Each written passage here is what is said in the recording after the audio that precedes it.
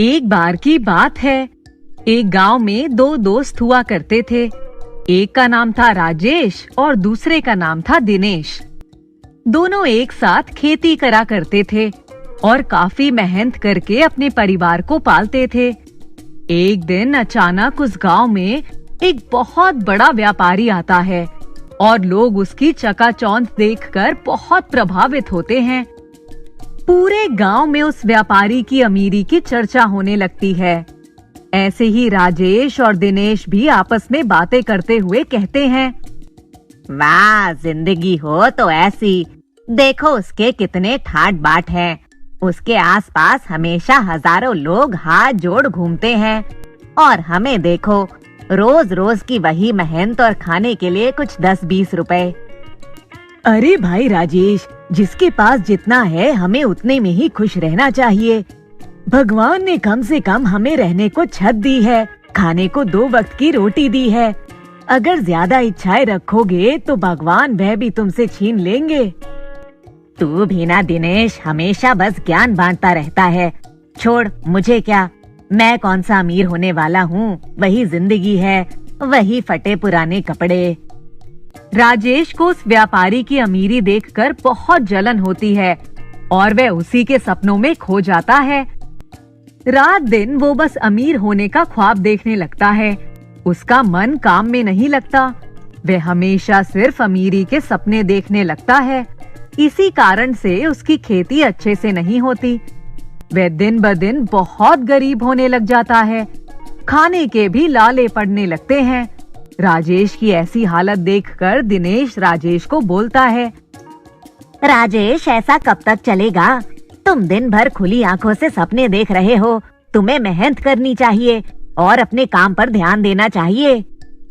तुम अपना काम क्यों नहीं करते? सपने देखने से ही पूरे होते हैं दिनेश। और तुम देखना, एक ना एक दिन जरूर अमीर बन जाऊंगा।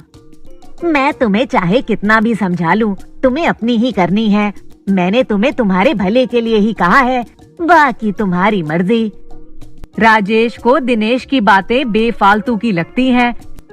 उसे लगता है दिनेश हमेशा उसे डांटता ही रहता है। एक दिन राजेश ऐसे ही गांव के बाजार में काम की तलाश में घूम रहा होता है।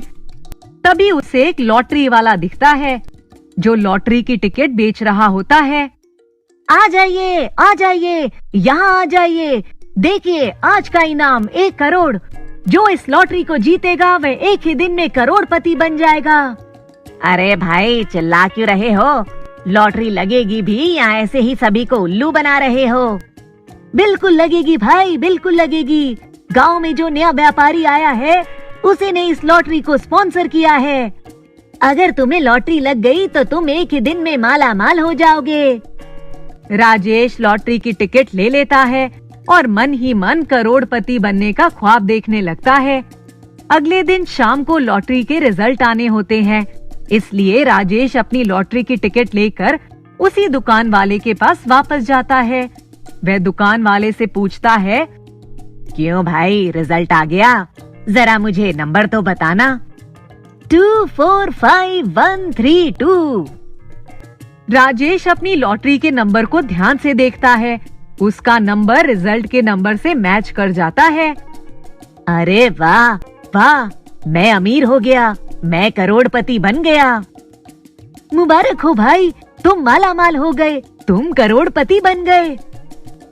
राजेश के करोड़पति बनने की बात अगले ही दिन अखबार में छप जाती है। राजेश बहुत जल्दी से बहुत फेमस हो जाता है। उसके बैंक में बहुत सारे पैसे आ जाते हैं। धीरे धीरे राजेश उन पैसों से अपने घर को बहुत बढ़ा लेता है। अपना बिजनेस खोल लेता है और अपने लिए गाड़ी भी ले लेता है। राजेश की इतनी तरक्की देखकर उसका दोस्त दिनेश उसके लिए बहुत खुश होता है और उसके घर उससे मिलने आता है। मुबारक हो राजेश, तुम्हें बहुत बहुत बधाई हो। दिनेश को घर आता देख राजेश डर जाता है। उसे लगता है दिनेश उससे पैसे मांगने आया है। क्यों आए हो तुम यहाँ? क्या बात कर रहे हो भाई? मैं तुम्हें मुबारकबाद देने आया हूँ। तुम इतनी तरक्की कर रहे हो, तुम्हें बधाई हो। अच्छा, मतलब तू मेरी तरक्की से जल रहा है। देख भाई दिनेश, मैं तुझे एक पैसा नहीं देने वाला। ये मेरी मेहनत की कमाई है और मैं इसे किसी को नहीं दूंगा। अरे ऐसा क्यों बोल रहे हो राजेश? मैं तुमसे पैसे मांगने नहीं आया हूँ। मैं सब जानता हूँ। अब मैं अमीर हो गया तो तेरे जैसे कितने ही लोग मेरे पास आ चुके हैं। दिनेश को अपने दोस्त राजेश का इस तरह का बर्ताव बिल्कुल भी पसंद नहीं आता और वो राजेश से बहुत गुस्सा होता है और उसे कहता है, तो जैसा लालची इंसान कभी किसी का दोस्त नहीं हो सकता। मैं यहाँ अपनी दोस्ती निभाने आया था। सोचा था तू मेरी इज्जत करेगा, लेकिन तुझे अपने पैसों का बहुत घमंड है। आज तेरा समय है राजेश, कल मेरा भी आएगा, लेकिन तू चिंता मत कर, मैं तेरा जैसा कभी नहीं बनूंगा। कई साल बीत जाते हैं। राजेश और दिनेश एक दूसरे को कभी नहीं मिलते। राजेश शहर में शिफ्ट हो जाता है। राजेश काफी ज्यादा कमाने लग जाता है और अपना बिजनेस बहुत बढ़ा लेता है। वे अपनी कई सारी कंपनी की ब्रांच खोल लेता है, लेकिन एक दिन राजेश बहुत बीमार पड़ जाता है। राजेश को अपनी बीमारी के इलाज के लिए बाहर जाना पड़ता है और इसीलिए वे अपनी कंपनी की सारी जिम्मेदारी अपने बहुत भरोसेमंद मैनेजर को दे जाता है। विजय, तुम मेरे सबसे भरोसेमंद आदमी हो। इस कंपनी की सारी जिम्मेदारी मैं तुम्हारे हाथों में सौंप रहा हूँ। आशा करता हूँ कि तुम इस कंपनी को मेरे आने तक बहुत अच्छे से चलाओगे। तुम चिंता मत करो, मैं इस कंपनी को अपनी कंपनी की तरह ही चलाऊंगा। कुछ महीनों के बाद राजेश पूरी तरह से ठीक होके वापस आ जाता है, लेकिन जैसे ही वो वापस आता है उसे दिखता है कि उसकी कंपनी पूरी तरह से बदल चुकी है। ये सब देखकर राजेश बहुत परेशान हो जाता है और विजय के पास जाकर कहता है, धोखेबाज, तूने ये ठीक नहीं किया। मैंने तुझे कुछ समय के लिए कंपनी को संभालने की जिम्मेदारी दी थी और तूने कंपनी ही अपने नाम करवा ली। तुझ जैसा बेवकूफ मैंने आज तक नहीं देखा। क्या कोई अपनी कंपनी के पेपर भी बाहर के किसी इंसान को देकर जाता है भला? ये बिजनेस है और इसमें सब कुछ चलता है। विजय राजेश को धक्के मारकर अपनी कंपनी से बाहर निकाल देता है। राजेश अपने परिवार के साथ दर दर भटकने लगता है। किसी जमाने में करोड़पति रहा राजेश आज सड़कों पर आ जाता है। राजेश और उसका परिवार ऐसे ही सड़क पर सो रहे होते हैं। तभी वहाँ से उसका एक बहुत पुराना दोस्त दिनेश एक बहुत बड़ी गाड़ी में गुजर रहा होता है। अरे ये तो राजेश है। राजेश, राजेश, क्या हुआ भाई?